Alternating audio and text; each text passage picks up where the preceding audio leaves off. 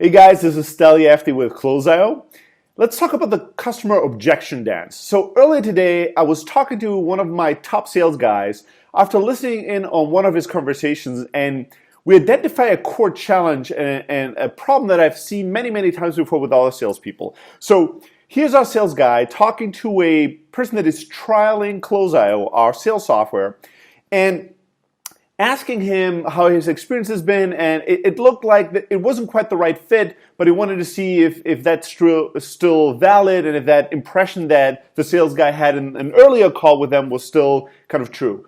And the prospect, the guy started telling him about kind of certain things in the product he disliked, right? So he said, yeah, you know what I really would love to see is a lot more on the reporting side, and a lot more graphs, and a lot more like projections and financial statements, and a lot more integration with other financial software. And our sales guy immediately jumped in and defended the honor of our app and was like, yeah, well, but did you know that our app can do X, Y, and Z, and we just released this new thing on the reporting side, and here's something that's upcoming in the pipeline. So he immediately addressed, excused, explained himself and our product, and tried to defend it. And then the prospect went on to the next piece of feedback and went like, yeah, but also on the mobile front, I'd love to see more mobile-friendly and tablet-friendly applications. I'd love to see this and this functionality. And our sales guy again jumped in and defended immediately and was like, well, but did you know that this and this and that, and can you tell me? And the guy on the other side was silent, and then the prospect started saying, well, social is also really important and really crucial, and it would be great to have a more tightly social profile experience in Close.io.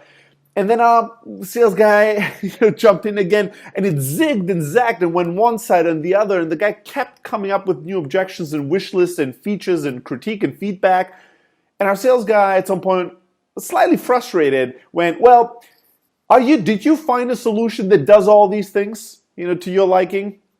Which I find, a slightly risky question to ask. But anyways, so he said, did you find something? And the guy went on to say, well, let me tell you, this application does this really great. And then we found this other application, and that application is really great at this other thing. And then we found this other application, and that is really cool about this. And then there's this other thing that's a really cool feature that they have is, and he basically schooled him on the market and all our competitors and the unique things that all of them are good at.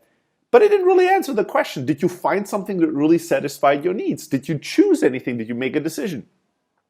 Now, sales guy went back and forth with the guy, asking a few more questions, and the guy came up with new ideas and new directions and new feature requests and new thoughts and likes and wants and things that he wanted to see. And it was basically a consulting session, the prospect giving feedback on all the ideas he's ever thought of or seen to our sales guy, and our sales guy kind of tirelessly defending the application and addressing every specific feature request or feature idea that the prospect had. And the call really didn't go anywhere. It really wasn't completely without direction, without a driver, without anybody taking real charge of the conversation. So here's what you should do, and what our sales guy could have done better when you were in that situation, when you have somebody that you would deem difficult, which I like to call challenging and stimulating, and somebody that actually shows and displays and exposes how good you are in sales. If so you have somebody, a prospect that has like all these different random ideas and questions and feature requests, instead of actually addressing each of these objections one by one and just jumping into the conversation and addressing it and then having the prospect bring up some new objection and then addressing that, let the prospect speak for a little bit. If the person is concise and has clarity and knows here's the 3 or 4 things they really want, let them speak. Let them give you what they're really interested in. Dig a little bit deeper and then actually ask them, you know what, out of all these things, what is a deal breaker and absolutely crucial? What's really important to you? And what are the nice to haves? Let's prioritize this list real quick. What are crucial things? What are important things? And what are kind of nice to haves? And then let the prospect actually prioritize the list of demands and features and things that they want. First, once they've done that prioritization for you, first you need to address the crucial, right? The deal breakers, the things they can't live without, and see if your product actually addresses these things or if they're great workarounds. Once you've done that, then you move over to the important and see if you can satisfy them on these important requests that they have. And please don't waste time on the nice to haves. Completely ignore them. Even if you have a lot of those nice to haves, and your inner urge would be to show them that you have so many of their, their 30 feature requests on the nice to have list and you have 20 of them. Never mind, it's just a waste of time. Those are nice to haves and they're called that way for a good reason. So focus on the crucial and the important and ask them to prioritize and categorize all their requests into one of those 3 buckets so you don't waste time on them, right? Once you know what's crucial and what's really important, then you can focus on those things, address them, and then ask them, hey, did I do a good enough job? Does this make sense to you? If we could address these crucial things in this particular fashion, would that make you reevaluate our product? Would that make you want to know more and potentially explore a little bit more and then decide if we're the right solution? And if they say no, ask them why. What's missing? What is the reason why that's not enough? And explore the crucial things and the important things and focus on them versus addressing every single little thing they come up with one by one.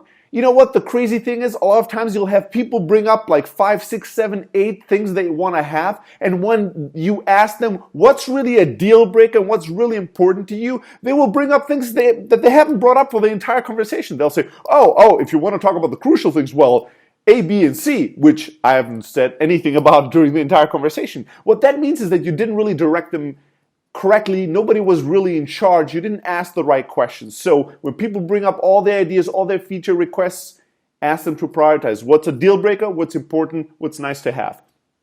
And then address those. All right? I hope next time when you're on the phone and you're somebody that has lots and lots of ideas, lots and lots of requests that your product might not fully fit yet, you ask that clarifying, prioritizing question, and it's going to really beam a light on, is this somebody I can actually sell to and how? Or is this really a bad fit and we should just all save our time and move on with life?